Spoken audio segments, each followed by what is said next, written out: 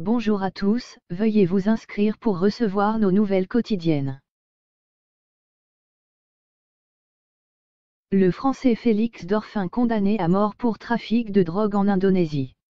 Cet homme âgé de 35 ans avait été interpellé à la fin de septembre à l'aéroport de Lambak avec 4 kg de cocaïne, d'ecstasy et d'amphétamine, selon les autorités.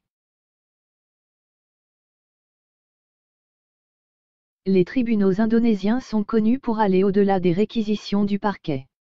Le cas du Français Félix Dorfin n'a pas fait exception. Cet homme âgé de 35 ans a été condamné lundi 20 mai à la peine de mort pour trafic de drogue par un tribunal indonésien, alors que le parquet avait requis 20 ans d'emprisonnement et une amende de 10 milliards de roupies, 620 000 €. Nous déclarons Félix Dorfin coupable d'avoir importé de la drogue. Nous condamnons Félix Dorfin à la peine de mort et lui ordonnons de rester en détention, a déclaré le juge Isnurul Syamsul Arif du tribunal de Mataram, sur l'île de Lambak. Il rejoint ainsi un autre Français dans le couloir de la mort en Indonésie, Serge Atlaoui, qui a été condamné en 2007 également pour trafic de drogue et est toujours incarcéré.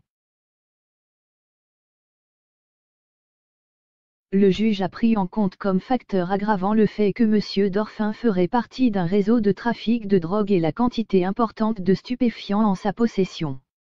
Félix Dorfin a été défendu par un avocat commis d'office après s'être séparé de ses deux premiers avocats.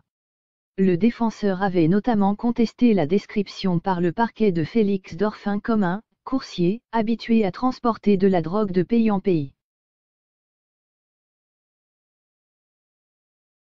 Originaire de Béthune, nord de la France, Félix Dorfin avait été interpellé à la fin septembre à l'aéroport de Lambak, une île touristique proche de Bali en provenance de Singapour.